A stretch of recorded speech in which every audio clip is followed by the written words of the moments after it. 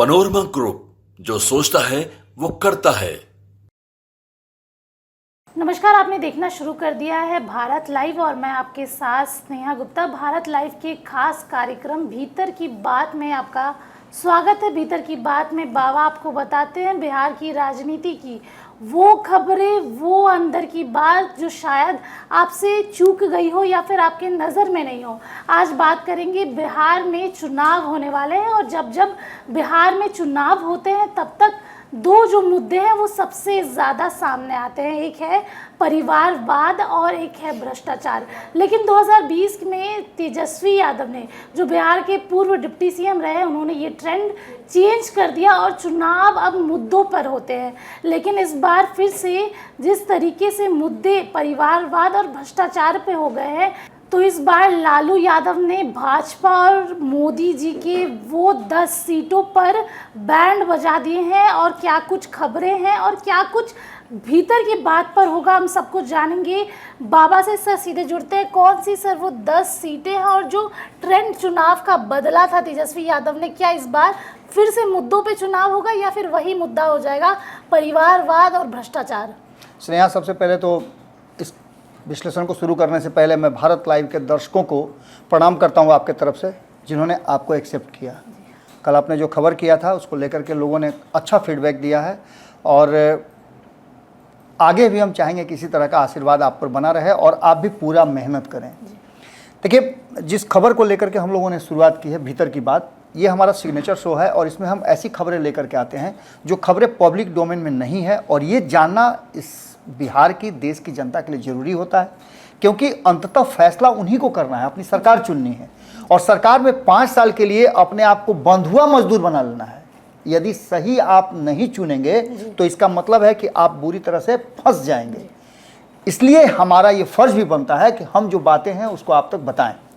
अब तक आपने जो इंट्रो दिया है उसमें आपने बहुत सारी बातों का खुलासा तो कर ही दिया है, लेकिन ये बताना बहुत ज़रूरी है कि ये चुनावी प्रक्रिया जो है, लोकतांत्रिक प्रक्रिया जो है, वो पिछले कई चुनाव से, कई महान लोग कहा करते थे कि लोकतांत्रिक प्रक्रिया ऐसी है कि वो तवे की रोटी की तरह है, अगर आप इसको पलटेंगे नहीं तो जल जाएगी।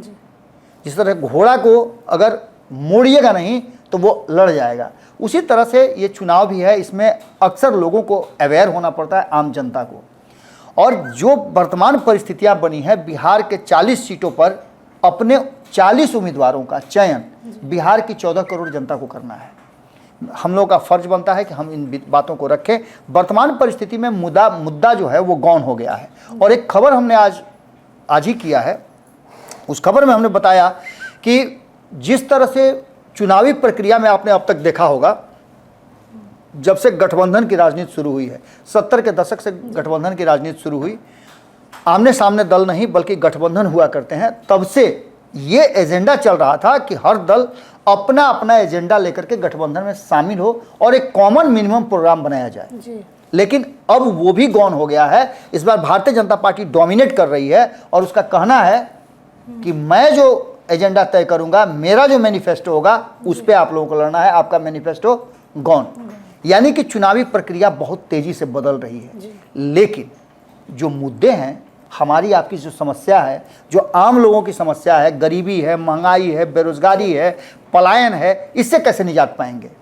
तो निश्चित रूप से चुनाव में ही वो एजेंडे सेट किए जाते हैं। लेकिन हमारे यहाँ क्या प्रक्रिया हो गई है, क्या परंपरा हमने अपनाया है? तो हम सभी मिलकर के इस परंपरा को अपना लिए हैं कि हम जातिवाद पर वोट करेंगे, हम समुदाय पर वोट करेंगे, हम परिवारवाद को टारगेट करेंगे, हम मुद्दों को गौन करने के लिए नए नए सगुफे छोड़ेंगे। भारतीय जनता पार्टी यही करती रही है। खुद भारतीय जनता पार्टी ने 2014 में जो वादा किया था, क्या पूरा हुआ? अपने ही वादे को उन्होंने कह दिया कि ये तो जुमला था। आपने वादा नहीं किया था इस देश के युवाओं के साथ कि हम 15 करोड़ लोगों को रोजगार देंगे। इन 10 सालों में अब 2 करोड़ के हिसाब से 20 करोड़ लोगों का तो रोजगार हो गया। कहां आपने दिया? आपने 15 लाख सबके खाते में देने की बात कही थी। आपने भ्रष्टाचार पर अंकुश लगाने की बात, आपने कहा था कि इतने भ्रष्टाचारी हैं गांधी परिवार और नेहरू परिवार कि एक आदमी भी जेल से बाहर नहीं रहेगा। एक आदमी भी जेल में नहीं गया, किसी को आपने जेल में नहीं डाला। और नहीं तो चुनाव आता है तो विभिन्न तरह की प्रक्रियाएं शुरू हो जाती हैं। सर मैं एक बात कहना चाहूँगी, इन दिनों इलेक्ट्रॉल बॉन्ड का भी चर्चा हो रही है, हमेशा ही उसकी चर्चा काफ़ी तेज़ी से हो रही है और सबसे ज़्यादा राशि भारतीय जनता पार्टी को ही मिली है। अब आप समझ लीजिए, घर का मालिक अगर 2 रोटी ज़्यादा खा ले तो अब क्या कीजिएगा, कल से आप ही का रोटी बंद कर देगा।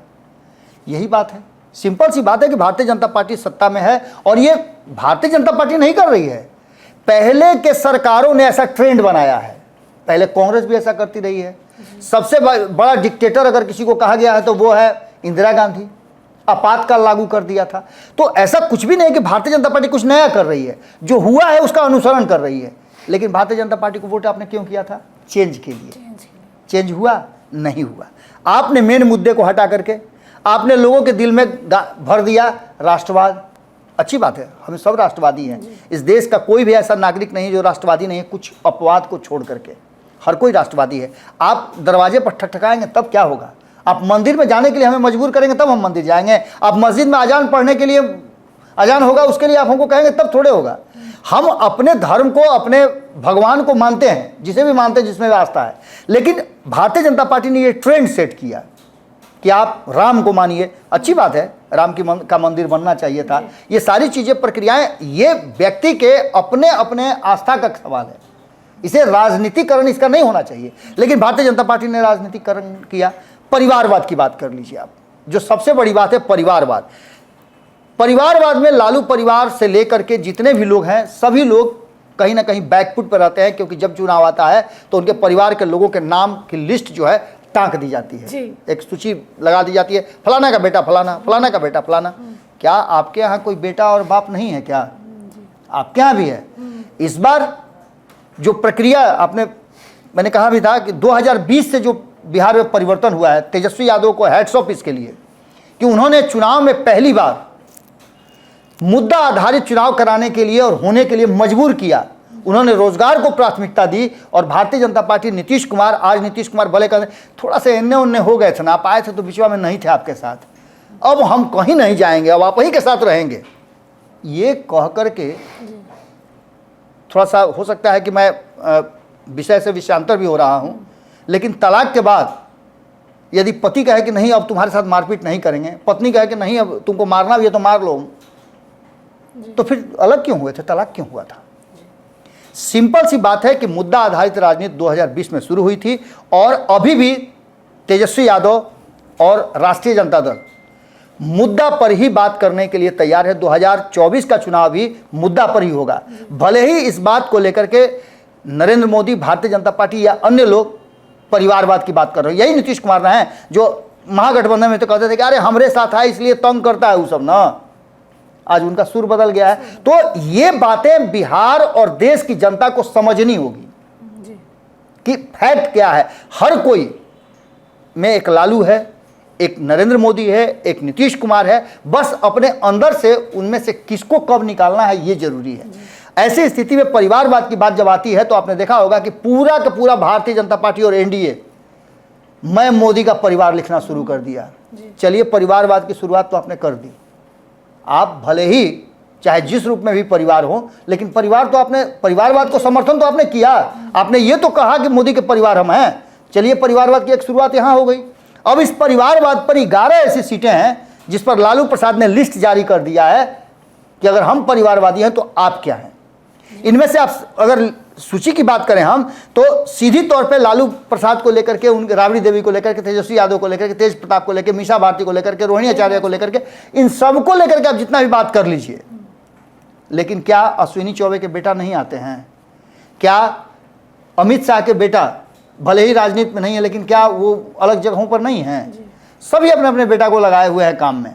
रामविलास पासवान के बेटा चिराग पासवान नहीं है। इन्हीं सारी बातों को रखते हुए लिस्ट जो जारी किया है उसमें पटना साहिब से जनसंघ के संस्थापक रहे हैं ठाकुर प्रसाद, उनके बेटा हैं रविशंकर प्रसाद। क्यों उनको चुनाव लड़वा रहे हैं? वो तो जनसंघ के संस्थापक, उनको मत लड़ाइए चुनाव।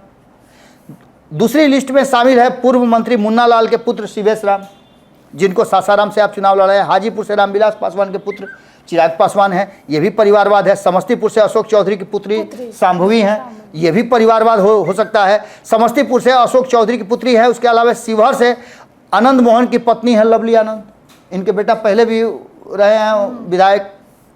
वाल्मीकि नगर से बैद्यनाथ महतो के पुत्र को आपने सुनील कुमार को लड़वाया चुनाव, उपचुनाव में, एक बार फिर से आपने टिकट दिया। पश्चिमी चंपारण से मदन लाल जायसवाल के पुत्र हैं संजय जायसवाल, इनको आपने कई बार मौका दिया, ये चौथी बार चुनाव लड़ रहे हैं शायद। मधुबनी से बात करें तो हुकुमदेव नारायण के पुत्र को आपने दिया 2019 में टिकट, क्यों दिया? ये भी तो परिवारवाद है। सिवान से रमेश कुशवाहा की पत्नी विजय लक्ष्मी को आपने दिया, क्या आपके पास और कुशवाहा समाज में कोई नहीं था क्या? आपने उनको दिया। औरंगाबाद से राम नरेश सिंह के पुत्र को लगातार आप सुशील सिंह को दे रहे हैं। ये आखिर परिवारवाद नहीं तो क्या है? अब लालू प्रसाद ने जो ये लिस्ट रखा है सामने, इसके बाद से अब देखना दिलचस्प ये होगा कि इस लिस्ट पर किस तरह का अटैक करती है भारतीय जनता पार्टी या एनडीए के घटक दल। एक बात तो आप मान के चलिए, ठीक है, आप बहुत सारी बातों को कह के डाइल्यूट करते हैं। आप कहें कि नरेंद्र मोदी का कहाँ परिवार है? नरेंद्र मोदी का कोई रहे तब ना उनका परिवार है। नरेंद्र मोदी ने शादी किया, पत्नी को बहुत अर्लियर छोड़ दिया, परिवार से बहुत पहले अलग हो गए। कारण क्या रहा है हम उसमें नहीं जाना चाहते, लेकिन क्या डॉक्टर का बेटा डॉक्टर हो जाए, इंजीनियर का बेटा इंजीनियर हो जाए तो उसको नौकरी नहीं दिया जाएगा? दिया जाएगा। ये मुद्दा नहीं होना चाहिए। अगर आपसे मैं पूछूं, आप युवा हैं, आपसे मैं पूछूं कि आपका मजबूरी क्या है, आप क्या चाहती हैं, आपका इच्छा क्या है, तो आप सीधे कहिएगा कि एक नौकरी मुझे चाहिए। अगर आपको अभी मौका मिल गया रहता तो क्या आप बैठ करके यहाँ पत्रकारिता करती रहती? कुछ लोगों का पैशन है, मानता हूँ मैं, लेकिन आज के युवाओं का सबसे बड़ा दर्द जो है वो है रोजगार, और बिहार के लोगों का सबसे बड़ा दर्द है पलायन। इस मुद्दे पर यदि आप नहीं सोचते हैं तो आप इस परिवारवाद के झमेले में फंसा करके बिहार को कब तक उलझाए रहेंगे, ये सबसे बड़ा सवाल है। और भीतर से जो निकाल करके ये लिस्ट लालू प्रसाद ने रखी है, निश्चित रूप से ये गौर करने वाली बात जरूर है। मैं समर्थन किसी का नहीं कर रहा हूँ, न मैं परिवारवाद का समर्थन कर रहा हूँ, न मैं भ्रष्टाचार का समर्थन कर रहा हूँ, लेकिन सिर्फ इस बीने पर कि तुम्हारी कमीज मेरी कमीज से लाल कैसे, सफ़ेद कैसे, तो ये राजनीति का विषय नहीं हो सकता है। राजनीति का विषय हो सकता है समस्या समाधान और रणनीति योजना। इसका सर्वथा अभाव नजर आ रहा है। ऐसी स्थिति में इस परिवारवाद की नाव पर सवार होकर के अगर 11 सीटों पे कहीं ना कहीं लालू प्रसाद ने घेर लिया है तो ये भी चीज़ें आगे आने वाले चुनाव में अपने परिणाम को निश्चित रूप से दिखाएंगी। तो देखिए, बाबा ने बता दिया है 10 सीटों पे, 11 सीटों पे किस तरीके से परिवारवाद भारतीय जनता पार्टी करते आ रही है और करेगी। इस बार चुनावी मुद्दा जो इस बार होना चाहिए वो है रोजगार, और जिस तरीके से बिहार के जो लोग हैं वो लगातार पलायन करते हैं, रोजगार के लिए भ्रष्टाचार जिस तरीके से बढ़ता जा रहा है, और कहीं ना कहीं इन्हीं मुद्दों पे आप लोगों को भी वोट करना चाहिए, क्योंकि इस साल जो चुनाव है वो काफ़ी ज़्यादा अहम है। और लालू यादव ने जो ये 11 लिस्ट तैयार की है, अब देखना होगा इसके बाद भारतीय जनता पार्टी क्या कुछ करती है, क्योंकि भारतीय जनता पार्टी हमेशा ही लालू परिवार को टारगेट करते हुए और उनके घटक दल भी जो है वो टारगेट करते हुए नजर आ रहे हैं। आपको याद होगा कल किस तरीके से सर सम्राट चौधरी का भी कल एक बयान आया था जिसमें उन्होंने कहा था कि लालू यादव ने अपने 2 पुत्र और 2 पुत्रियों को राजनीति में ला दिया है, अब हम 5 बहनों का इंतजार कर रहे हैं। जब सम्राट चौधरी से आपकी मुलाकात होगी जी, तो आप पूछेगा कि आपके पिता चुनावी रणनीति में थे कि नहीं, राजनीति में थे कि नहीं। ये कहना बहुत आसान है, मैंने बता ही दिया कि तुम्हारी कमीज मेरी कमीज से सफ़ेद कैसे, तुम्हारी कमीज मेरी कमीज से लाल कैसे, ये मुद्दा नहीं है। सम्राट चौधरी युवा हैं और युवाओं पर फोकस करें तो ज़्यादा बेहतर होगा। चुनाव में हार जीत के लिए ये मुद्दे कहे जाते हैं, लेकिन वास्तविकता कुछ और है। बिहार में कहीं ना कहीं सबसे बड़ा मुद्दा जो है उसकी चर्चा हमने कर दी। जी, तो देखिए, इस बार चुनाव में आपको किसको जिताना है, किसको वोट देना है, ये आपके हाथ में है, लेकिन आप इस बात का ज़रूर ध्यान रखिए कि सबसे बड़ा मुद्दा क्या होना चाहिए। या आपको जाति के नाम पे या परिवारवाद के नाम पे वोट देना चाहिए, या फिर अपने मुद्दों के नाम पे वोट देना चाहिए। तो भारत लाइव के तमाम दर्शकों को बहुत बहुत शुक्रिया। अगर ये वीडियो पसंद आई और वह बिहार के राजनीति और बिहारियत से सरोकार रखेनी तो सब्सक्राइब बटन दबा के चैनल के सब्सक्राइब कर ली। ओजे एगो घंटी बा, ओकरा बटन दबा देला से कुल सटीक और मारक खबर रुआ मुफ्त में मिल जाई। अगर रुआ पत्रकारिता के हमनी के नया प्रयोग में सहयोग कर चाहतानी तो ज्वाइन बटन दबा दी। पेटीएम नंबर नोट कर ली 9386816700। धन्यवाद।